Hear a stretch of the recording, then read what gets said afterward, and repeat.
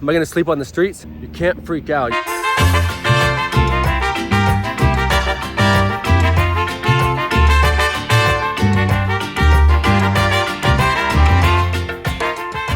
What's up, Sunshine Nation? So I just want to tell you all about my car.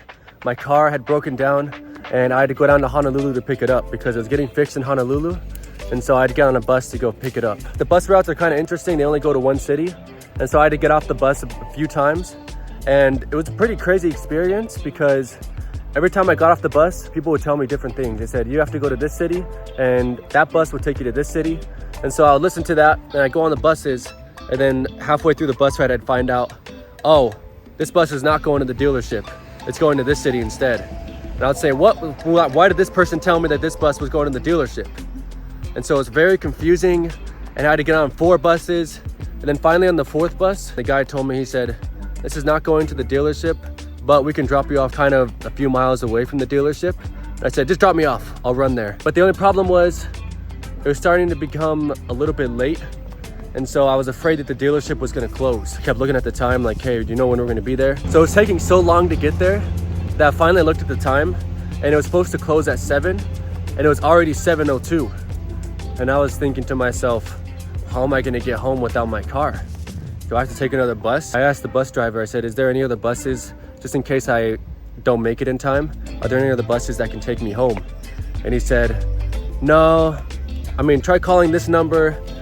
They might be able to help you out. So I called this bus number and I said, hey, so it's a situation, I need to get home and I don't even know if the dealership's open anymore, if I'm able to get my car. So they were saying the last bus already came by, so there's no more buses going tonight.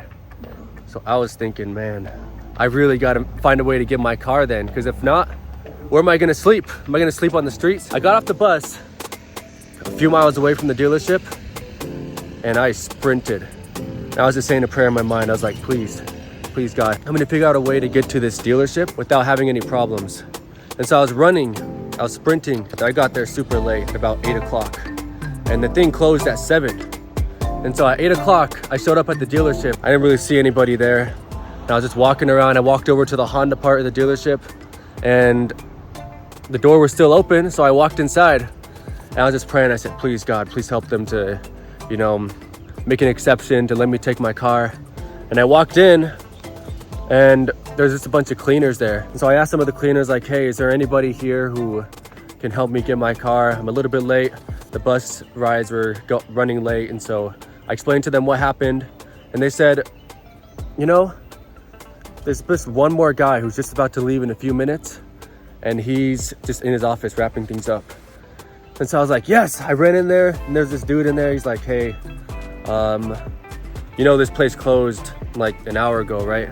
I was like, yeah, I do. But I explained to him what happened. I said, I've just been on buses for 4 hours trying to get to this place and just been getting lost all over Hawaii. So I'd really appreciate if you let me take my car right now, because if not, then I have no way to get home because all the buses are closed. And this is the only way I have to get home. And he's like, oh, of course we can make an exception. The car was already parked outside. And so all he had to do was just give me the keys and give me the papers. He had everything ready. That was such a blessing to me because I realized that, you know, sometimes in life, things aren't gonna go as planned. I was planning on just taking an hour bus ride down to a dealership, picking up my car, driving back smoothly. But it turns out that there were some things that happened that I wasn't planning on.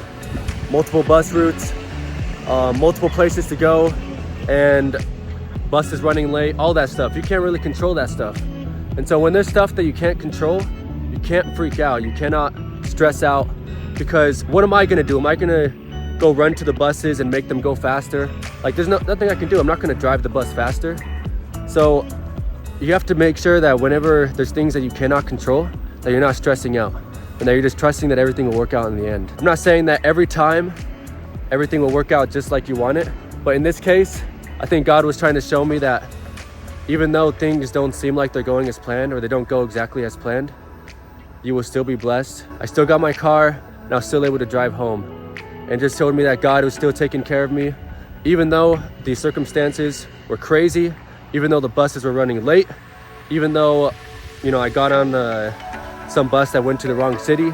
Just all those factors God said, you know what? I'm gonna show you that even though life will throw curveballs at you, that everything will work out just the way it does. So if you're stressing out right now and things are not going as planned, if you're like, wait, God, I thought this was supposed to happen this way. Sometimes things take longer.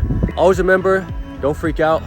Everything's gonna be okay, and keep spreading sunshine. Love you guys so much. Merry Christmas.